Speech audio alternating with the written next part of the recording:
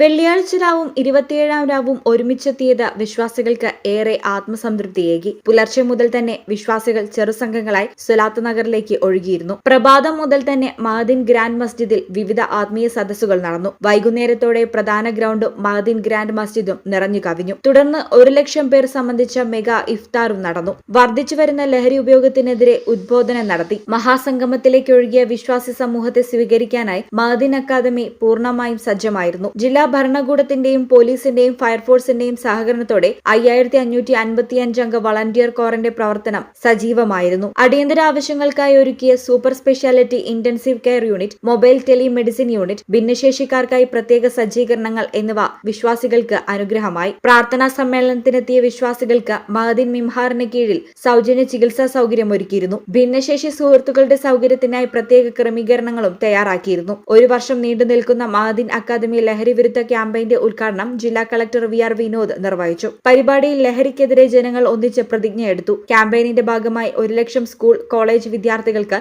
ലഹരി ബോധവൽക്കരണ ക്ലാസ്, 10,00,000 കുടുംബങ്ങൾക്ക് ലഹരി നിർമ്മാർജ്ജന മാർഗരേഖ കൈമാറൽ, ലഹരിമുക്ത നാട് പദ്ധതി, ലഹരിക്ക് അടിമപ്പെട്ടവർക്ക് സൗജന്യ ഹെൽപ്പ് ലൈനും കൌൺസിലിംഗും, 1000 കിലോമീറ്റർ ബോധവൽക്കരണ യാത്ര തുടങ്ങിയ പദ്ധതികളാണ് ആസൂത്രണം ചെയ്തിട്ടുള്ളത്.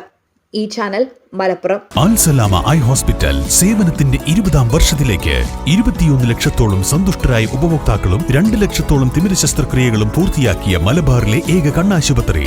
ലോകോത്തര നിലവാരമുള്ള ചികിത്സാ സംവിധാനങ്ങൾ, തിമിര ശസ്ത്രക്രിയ, ഗ്ലൂക്കോമ, റെറ്റിന വിഭാഗം, കോർണിയ, ലേസർ ചികിത്സാ വിഭാഗം, contact lens clinic, optical, pharmacy, lab തുടങ്ങി നൂതന സാങ്കേതിക വിദ്യ ഒരുക്കിയുള്ള എല്ലാ നേത്രരോഗ ചികിത്സാ സൗകര്യങ്ങളും വിദഗ്ധരായ ഡോക്ടർമാരുടെ മേൽനോട്ടത്തിൽ. Al Salama eye hospital, hospital road, Perinthalmanna.